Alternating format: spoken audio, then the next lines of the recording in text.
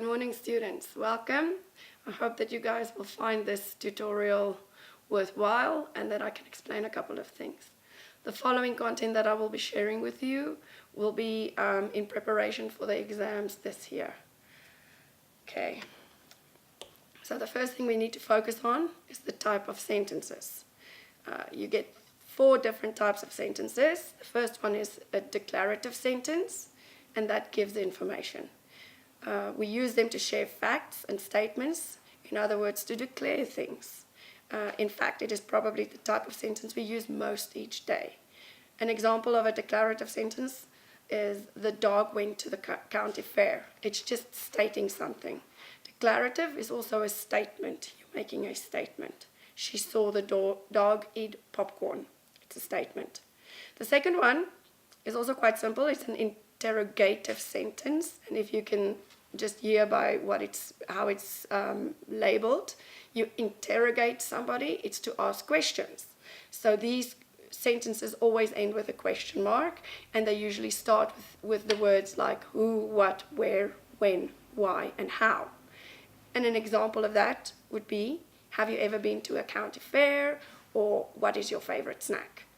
And there are many of those, and we also use those quite frequently. The third one is called an imperative sentence, and an imperative is a word expressing a command. It gives instructions, requests, or demands, or we share a wish or an invitation. Basically, they tell someone what to do or reflect something you want to happen. The examples I've given you here: have fun at the fair, you expressing a wish. And come to the fair with me, you are sharing an invitation. Or even, ouch, you hurt me, is also saying it's expressing that. Then the fourth one is an exclamation sentence. So exclamatory sentences. They share strong feelings or excitement.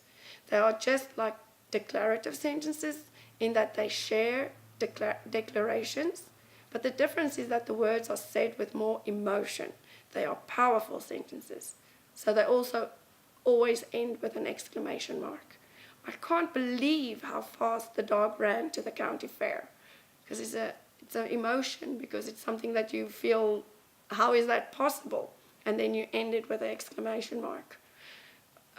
If you look at the punctuation marks for these sentences, it would be quite easy to distinguish between the 4.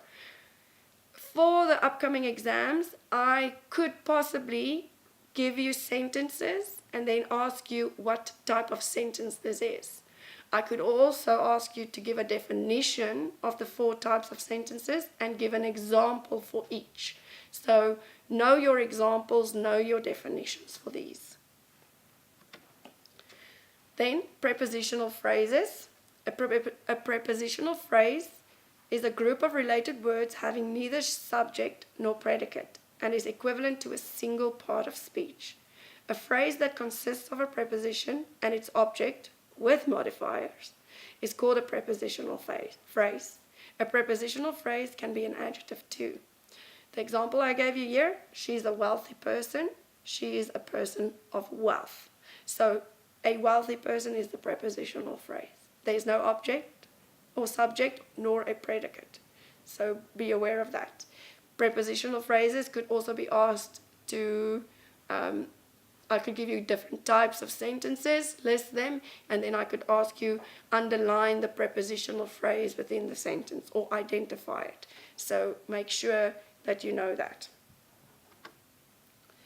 Then, the 10 rules which we should be following when we're writing multiple choice questions.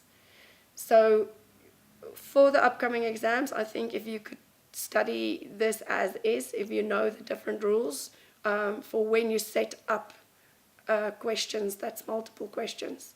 The first rule would be test comprehension and critical thinking. Do not just recall. So there again, using Bloom's taxonomy. Use simple sentence structures and precise wording.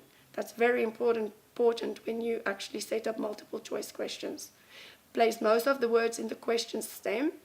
Make all distractors plausible. Keep all answer choices the same length. Avoid double negatives. mix up the order of the correct answers. In other words, when you have 10 questions, don't let the answer always fall on an A or a B. Let the first question be A for the correct answer, second one a C, third one a D, again then an A. So you have to mix that up.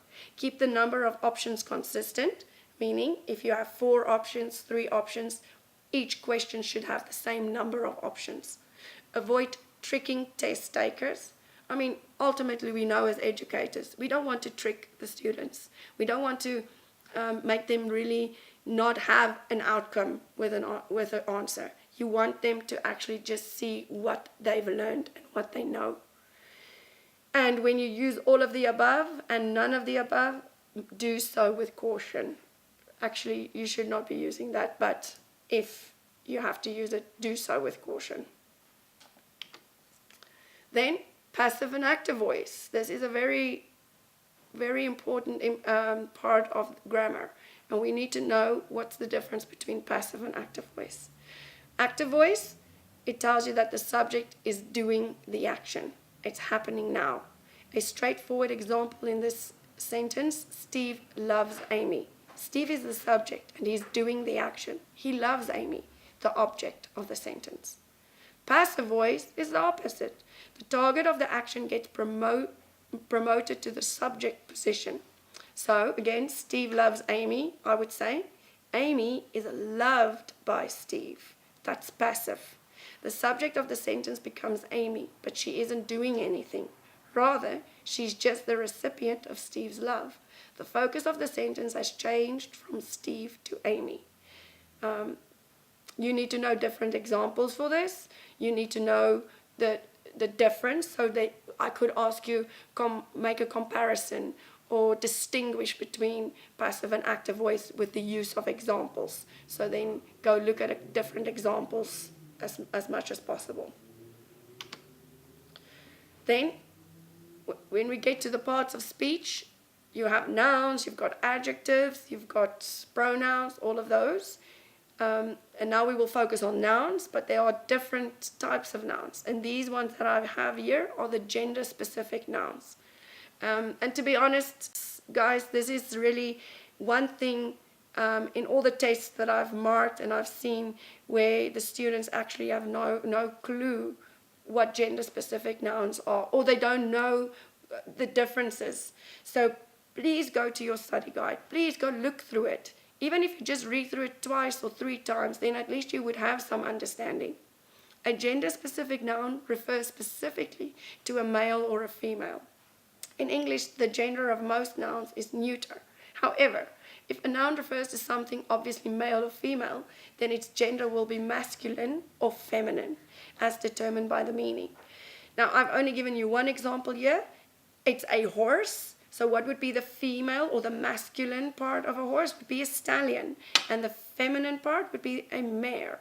Guys, there's a huge list in the study guide, so please go and check it.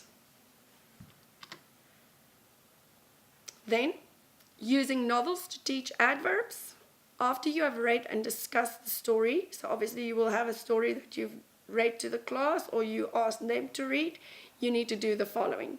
Choose 10 sentences from the story or make up your own sentence about the story. In these sentences, use verbs, for example, walk, ran, cried, sing, will come, talk, but do not add any adverbs. Write the 10 sentences on sentence strips. Divide the class into 10 groups. Each group receives 1 strip. Each group has to write down 10 words describing the verb, which then is the adverbs. Each member of the group gets the opportunity to read out their sentence with one of their adverbs included.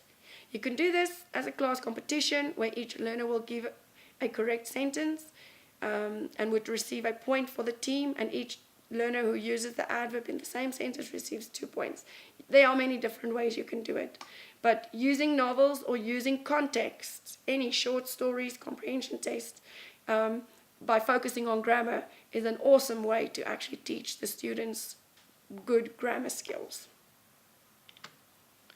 So, the common elements of scaffolding, you need to know these. I don't think you need to elaborate on them. If you just know the scaffolding elements, I think you will be fine. And those are defining tasks, direct or indirect instruction, specification and sequencing of activities, modeling and exemplification or simplification, reinforcing, questioning, provision of materials, equipment and facilities, and also other environmental contributions. The thing is we need to know about scaffolding is the way you are going to teach content to students. If we don't scaffold it, there's no use of actually teaching something. And scaffolding is like building blocks. You need to first have your first layer, which is your basis or your foundation, and then from there you build on those. You can't start with a higher order thinking concept and then expect the kids to understand it. You need to start with the basics and then build from there step by step. And if you know that, I think the common elements would be quite simple to understand. Then, when we get to marking, so why use peer marking in English when teaching grammar? It's important also, if I can mention just here, that you cannot just do summative assessment, which is the teacher assessment. There should be peer assessment, there should be self-assessment, and then obviously there should be teacher assessment. Now, why is it important to have peer marking in English when we teach grammar? An English teacher has a number of options how to mark and assess while writing done by learners. You mark it yourself, you discuss the answers or possible responses and allow learners to mark their own work, or allow the learners to mark each other's work, which is the peer marking. All these methods are valid and acceptable. We must just always remember that. If the marks are going to be recorded, the learners may not be allowed to mark. And the recording is then the summative assessment, the teacher assessment. I find it very important that learners do mark their own work or their classmates' work from time to time. This is a valuable method of teaching and practicing why some answers are wrong and how to correct the answers. But you can't do it all the time. These marks may never be used for continuous assessment purposes or for other purposes of promotion. The teacher should always control what the learners did. To validate their marking, you are required to sign and date the exercises marked by the learners. This implies that you are aware of how they marked, are satisfied with what they did, and that you accept their marking and allocation of marks, where applicable, as correct and valid. Always remember that the marking of the learner's work as well as the allocation of marks is your responsibility and not that of your learners. Use the exercise as a teaching tool and not avoidance of responsibility. Yes. This question could be asked where you have to explain and you need to describe, and you will have to add a little bit of your own thinking there. So this is not just a recalling thing. So keep that in mind for the upcoming exams. Then, again, going back to the parts of speech, nouns. There are different types of nouns. A noun is a word that names a place, a person, a thing, or an idea. You get proper nouns, common nouns, abstract nouns, and concrete nouns. You need to know the definitions. You need to know the differences, and you need to be able to give examples. A proper noun are the names of specific persons, people, or things. They are spelled with capital letters. Your name is a proper noun. London, Usain Bolt, Florence Nightingale, the Taj Mahal. Anything that is a name should be spelled with a capital letter. Common nouns, those you find all over. They do not have something specific with them. It's a thing you can touch, feel, see, taste. And those are examples of city, athlete, nurse, or a building. Then an abstract noun, those nouns, names, an idea, a quality, or a state of mind. These ones are tricky because you don't always see, you can't see them, you can't touch them. And examples of those are liberty, intelligence, happiness, sorrow, sadness, joy. I think the best way to understand those is to connect it with a feeling, with an emotion. And then concrete nouns, those nouns are the names that something that can be seen or touched. So a shell, a car, a bridge, Those are concrete, and if you think of concrete outside a pavement, it's a solid thing. So if you can touch it, it's a concrete noun. There are three major moods in English. First, we need to establish what is a mood, and then the three different types. A mood is the form a verb takes to show how it is to be regarded. For example, as a fact, as a command, as a wish, or an uncertainty. Then you get the indicative mood. It's used to make factual statements or pose questions. The sky is clear tonight. She stopped during the third lap. The aliens will be unable to breathe our air. So that's indicative, and those are used to create that type of mood. Imperative mood is to express a request or a command. Drive the car, with an exclamation mark, or please drive the car. You are expressing a request. And if you look at these kind of tie in with the types of sentences. So there's a link there. Subjunctive mood, it's showing a wish or a doubt. I suggest that Dawn drive the car. I propose that Dawn be asked to drive the car. There are many other different examples. Please know the examples, because you could also be asked to explain what mood is and mention the three types of mood, and then also give examples for the upcoming exams. How can songs benefit students in the English classroom? It's the same with using novels. Using songs is actually a very, very good way of getting a message across to students. Our students are very in tune with different songs, and that's the way they communicate. And if you want to reach your students and get them to understand a concept, you need to get to their level. You need to get to what they understand. And songs are definitely one of those ways. Songs are highly memorable and motivating. They constitute a powerful subculture with their own rituals. By using traditional folk songs, the base of the learner's knowledge of the target culture can be broadened. Correctly chosen, traditional folk songs have the dual motivating attack of pretty tunes and interesting stories. Plus, for many students, the added ingredient of novelty. Most songs, especially folk songs, follow a regular repeated verse form with rhyme and have a series of other discourse features, which makes them easy to follow. Kids just get music more, so really try this in your class. Then we need to know the difference of assessment. What is continuous assessment and what is summative assessment? Continuous assessment is that type of assessment that you use throughout the year. Summative assessment would happen at the end of a year or at the end of a project. So let's quickly go through the points of continuous assessment. This is planned and scheduled at the beginning of the year. It's kept as simple as possible. The class activities, homework, or short tests on completion of a topic can be recorded for continuous assessment. Assessment must be recorded systematically throughout the year, and it is to inform learners and parents about their progress and achievements, and to initiate compensatory teaching when needed. Continuous assessment also helps with your teaching. It's for you to reflect upon, to see if there's 20 out of the 30 students that did not do well in a assessment that you did in class, then you know there's something wrong. You need to change that. You need to reteach that concept, and you need to find a different approach in how you will teach it. So it really helps with your teaching as well. Summative assessment would happen at the end of a project or a unit or a program or a school year. The progress and achievements of learners throughout the year is summed up, and then those are then usually expressed or shown through tests or exams. The 4 sound reasons why one should teach grammar using games. Grammar games help children not only gain knowledge, but be able to apply and use their learning. Additionally, games have the advantage of allowing the students to practice and internalize vocabulary, grammar, and structures extensively. They can do this because students are often more motivated to play games than they are to do desk work.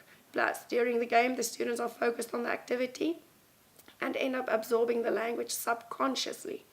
One can also add the fun learning games usually containing repetition, which allows the language to stick. Drilling is a very good way of teaching grammar and teaching the rules of the language. And by doing that is if you do play games regularly, they get to know the game, they get to become better in that game. It's then a good practice for them, and it is being taught subconsciously, which is then better. While games are motivating for the students, probably the best reason to use games is that the use of such activities both increases the cooperation and competition in the classroom. One can use games to add excitement through competition or games, which create bonding among students and teachers.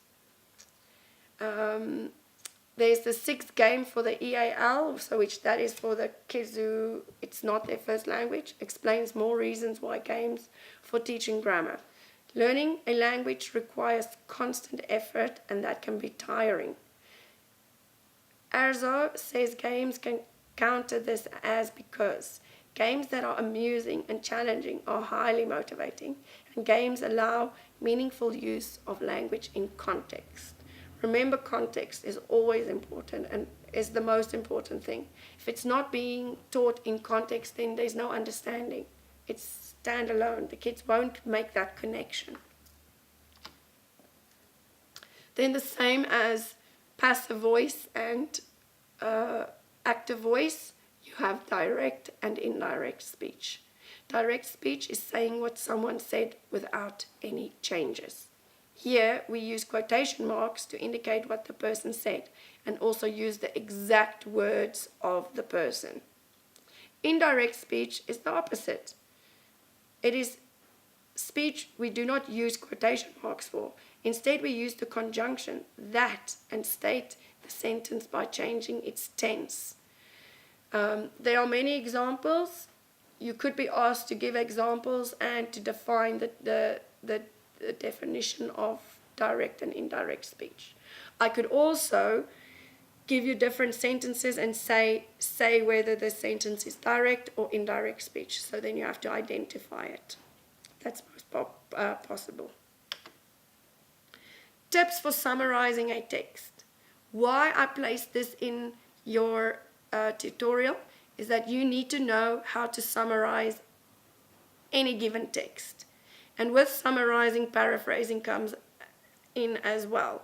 Always use, when you do summarize or when you do rewrite something, write it in your own words as far as possible. So there are 7 tips for summarizing. Make sure to include all information that is important. So that is the keywords. Find the keywords. Highlight the keywords in the text. Because if you have those keywords, you know what's important. Leave out information that might be interesting but not important. Extra supporting details or descriptions should be left out. Put the details in the same order in which they appear in the text, because that is how a text is written. It needs to flow well. The fluency of a text and the importance of each idea needs to flow well. So if you're going to shake it up and put it up in a text in a mixed manner, that's not going to work. Don't repeat information, even if it's repeated in the text. You don't repeat it because you're summarizing it. You use key vocabulary from the text when you can. That's when you highlight the words.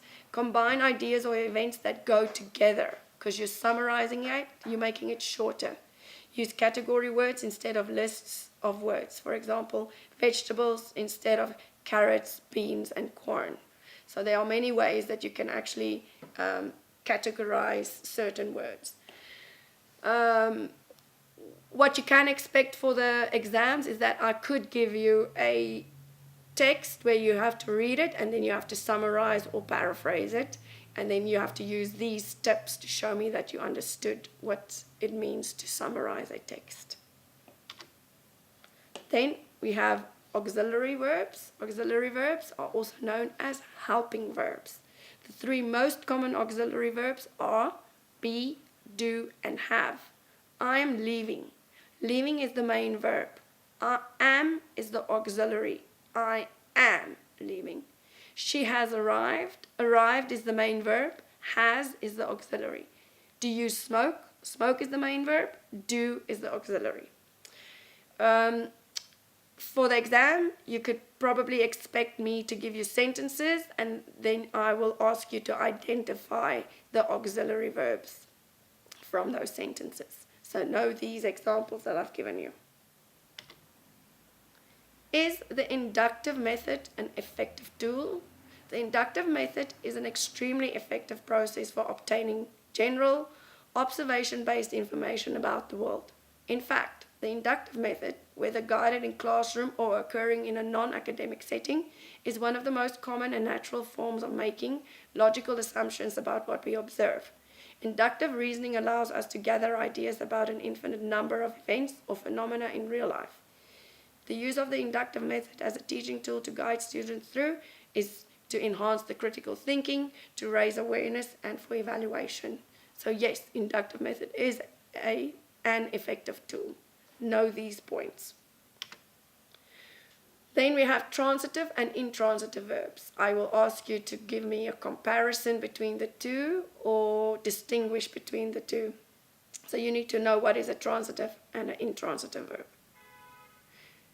When a verb is transitive, it always has an object. The object of a transitive verb can be a noun.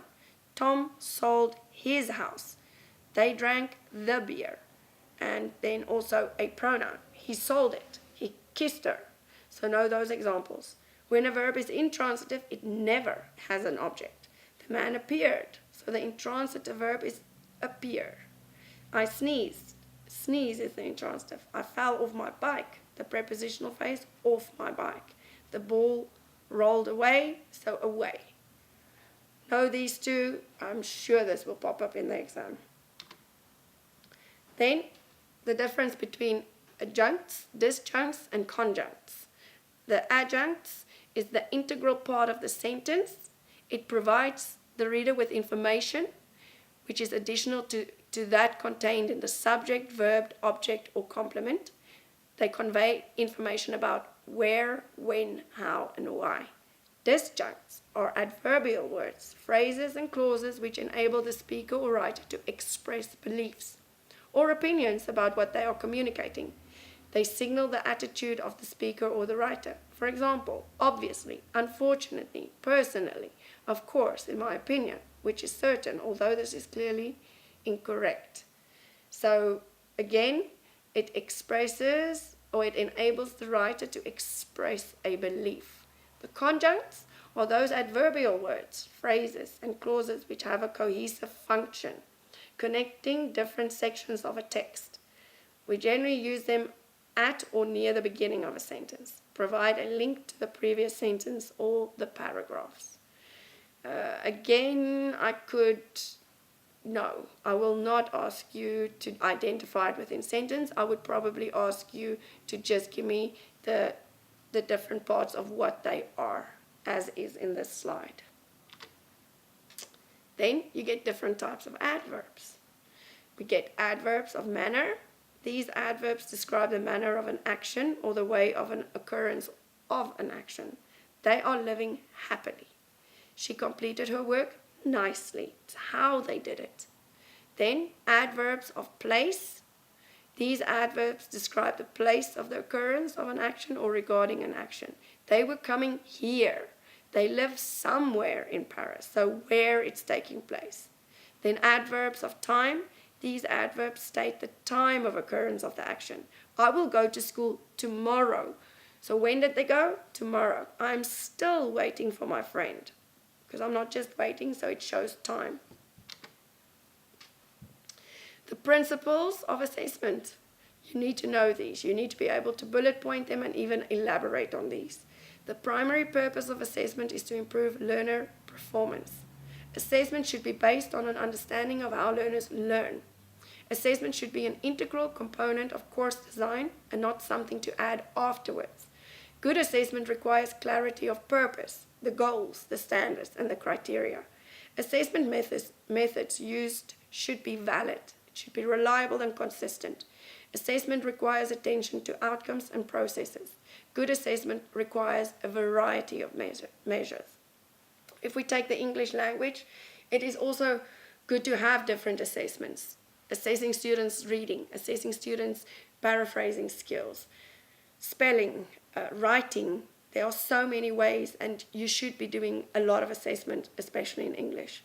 The other thing to keep in mind for assessment is that when you do assess a task from students, always give them the criteria beforehand. Explain to them what you will be assessing. Tell them what you will be assessing so that they know. And if they need more clarity, then you need to explain it as an educator. What is the difference between a clause and a phrase? The clause is a part of a sentence that contains a subject. It's a noun phrase that actively performs an action, and that action is called a finite verb form. A phrase is a part of a clause or a sentence. As against, a clause is a sentence fragment. A clause has a subject and predicate, whereas a phrase doesn't. A phrase is described as a group of two or more than two words related to one another that constitute a single unit. On the other extreme, the clause is a part of a sentence that contains a subject, a noun phrase, that actively performs an action. A phrase is a part of a clause or a sentence. As against, a clause is a sentence fragment. A clause has a subject and predicate, whereas a phrase doesn't. A phrase cannot stand alone, as it does not convey a meaning. It doesn't mean anything. It cannot stand alone. In contrast, a clause is a standalone statement which conveys a thought or idea. It would be very clear. So if it makes sense, it's a clause. If something doesn't make sense, it's a phrase. I could also give you sentences and tell you, show me if this is a clause or if there's a phrase in the sentence, and then you need to identify it, as well as the definitions of it. So the types of phrases, you get different types. You get a noun phrase, and I think it's important for you to know the different types of phrases as well as examples. A noun phrase, the lady at the store is my mother. So it tells you more about it. And if you look at the phrase, the lady at the store, on its own, does it give any meaning to you? Does it mean something? Does it make sense? No, it doesn't. And that's how you could see it's a phrase. Verb phrase, she must be singing. Now, obviously, also look at the words. You know what a noun is. You know what a verb is. You know what an adverb is. So you must use that knowledge based on the types of phrases. She must be singing at the inter-school talent hunt. Adverbial phrase. It is Andrea told me the truth very honestly. So it's the way she did it. The gerund phrase. Vanya and her friends enjoyed a lot dancing at the party. Infinite phrase. Taran likes to surprise others. And prepositional phrase. You can find the food on the table. Types of clauses. So the same as phrases, there's types of clauses. The adverbial clause. After the party is over, the band left for Mumbai for the next concert. The adjective or the relative clause. The child who gave you chocolate yesterday is my niece. And independent or the main clause. Jane talks slowly at the library. Dependent or subordinate clause. I had food before I left for office. Noun clause, I know what she is trying to hide. Know the differences. I think what would be important is for you to just know the definition of the different types. Know the different types, know the definitions. What does it mean to study a language in context? When we refer to studying a language in context, we mean that the facts or rules that we learn about the language is offered in a specific context. For example, a story, a song, or a game.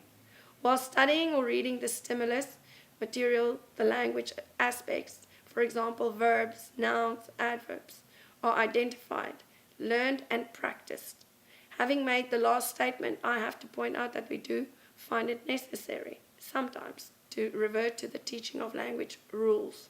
This becomes necessary sometimes because, after all, we are teaching a second language. It is not the child's natural mother tongue, and all aspects of the language are not known to the learners. The teacher has to make the call. When must rules be taught, and when can the learners learn the required aspects by practice with no reasoning? If you think about it, if you don't know certain things, let's take idioms for example. If I would say in the classroom, you are driving me up the walls, and there is a student there that it's the first time they're encountering this language, they would think literally you are going to go up that wall, but it doesn't mean that. So that's why it's important to know the context. If students know idioms and you use it within your speaking and everyday use, then they would know exactly what you mean. And by saying that, going back to the example, you're driving me up the walls, the student would know that you are angry now, or you are mad now, and the learners would know, okay, that's what she means. So it would be up to the teacher to know when to explain the rules or when to just give them that and to go with it and find out for themselves what it means in context. Good. Those are all for the BSG 31. I wish you all the luck with the exams coming up. Please contact me if there's anything you're hesitating about or you're not sure. Do go through the whole study guide. These are only pointers for you to focus on for the exams. I'm sure there will be other questions in there too. That's part of the study guide. And like I said, contact me if you're not sure about anything. And good luck. Thank you.